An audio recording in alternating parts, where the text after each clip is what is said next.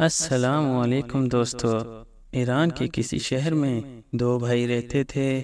ایک کا نام تھا علی بابا، دوسری کا نام تھا قاسم۔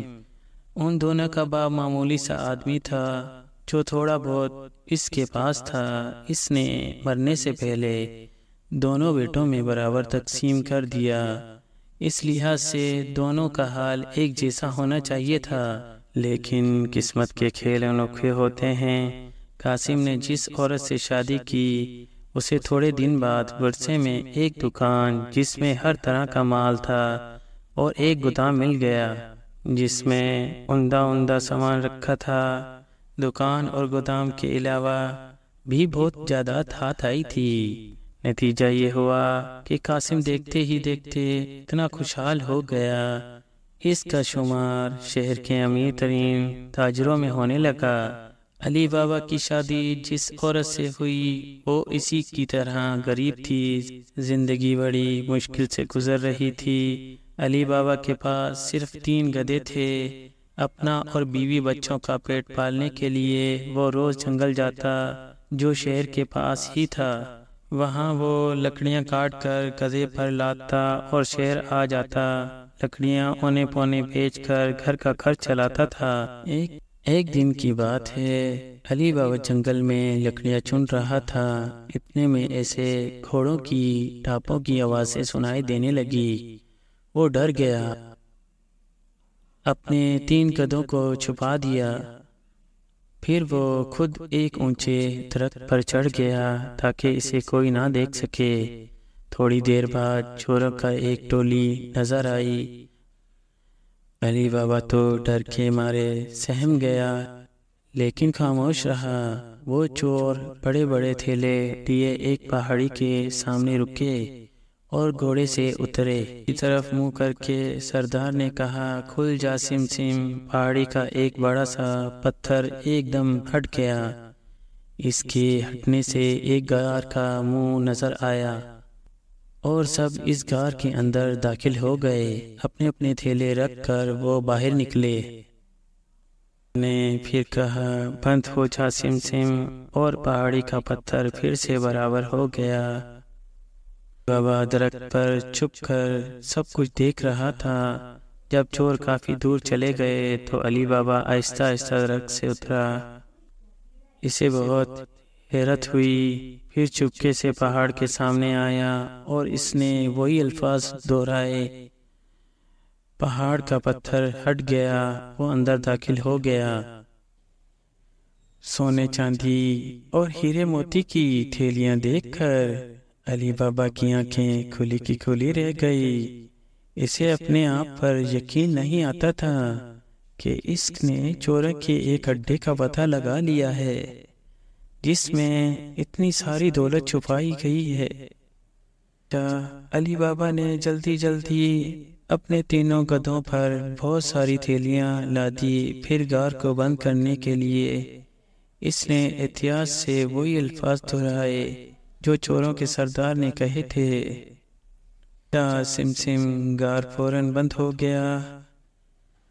پھر علی بابا گھر واپس آ گیا، لیکن اتنی بڑی بات علی بابا نے دل میں کیسے رکھتا؟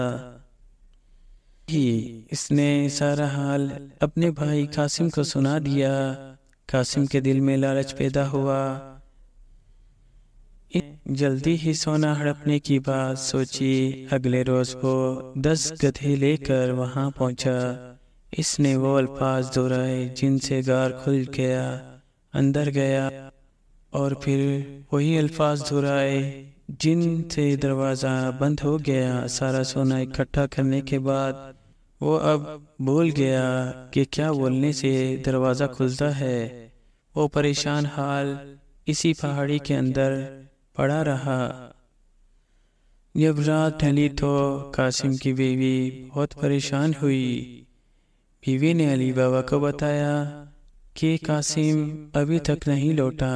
اس کی پریشانی علی بابا سے دیکھی نہیں گئی۔ وہ فوراً قاسم کی تلاش میں نکلا۔ اپنے بھائی کی طبیعت سے علی بابا خوب واقف تھا۔ وہ براہ راست چوروں کے غار میں گیا۔ لیکن دیر ہو چکی تھی، ظالم چوروں نے قاسم کو مار ڈالا تھا۔ علی بابا بہت افسوس کے ساتھ اپنے بھائی کی لاش واپس لایا اور ایک بوڑھے پڑوسی کی مدد سے اس کو چپکے سے دفنا دیا۔ جس وقت چوروں نے دیکھا کہ قاسم کی لاش گم ہو گئی تو انہیں معلوم ہو گیا کہ ان کا راز فاش ہو گیا ہے۔ انہوں نے سوچا کہ کسی بھی حال میں اس شخص کا پتہ لگانا ضروری ہے۔ وہ شہر گئے اور بڑے چالاکی سے انہوں نے علی بابا کے بوڑھے پڑوسی کا منہ کھولوایا۔ چوروں نے علی بابا کا گھر معلوم کیا اور اس کے دروازے پر ایک نشان لگا دیا۔ کچھ دن بعد چوروں کا سردار ایک تاجر کے بھیس میں علی بابا کے شہر جا پہنچا۔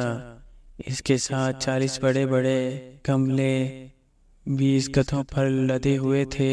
ان گملوں میں اس کے ساتھی چھپے ہوئے تھے۔ چوروں کے سردار نے علی بابا سے رات گزارنے کے لیے جگہ مانگی۔ علی بابا کی سخاوت اور فراخ دلی نے اس درخواست کو قبول کر لیا۔ چنانچہ سبھی گدھوں کو آنگن میں گھسایا اور گملوں کو اندر رکھوایا۔ سردار کے منصوبے کے مطابق سبھی چوروں کو دیر رات میں گملوں سے نکل کر علی بابا کو ختم کرنا تھا، لیکن خدا کو کچھ اور ہی منظور تھا۔ علی بابا کے ہاں ایک نونہار نوجوان اور ہوشیار نوکرانی تھی۔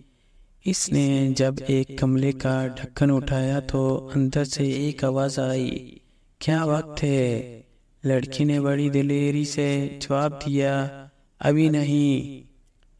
اس نے بھانپ لیا کہ دال میں کچھ کالا ہے۔ اس نے سارے گملوں کے ڈھکن ہٹا کر گرم تیل ایک ایک کر کے سب چوروں کو نیند ہی میں مار ڈالا۔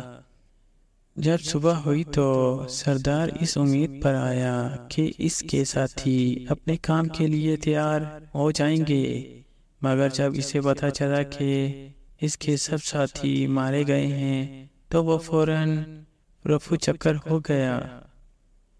ہوشیار اور بہادر نوکرانی نے اپنے مالک کو سارا قصہ سنایا۔ علی بابا بہت خوش ہوا کہ اس کی جان بچ گئی۔ اس نے نوکرانی کا شکریہ ادا کیا اور اس کو مالا مال کر دیا۔ اس روز سے چوروں کا سردار پھر کبھی نظر نہیں آیا۔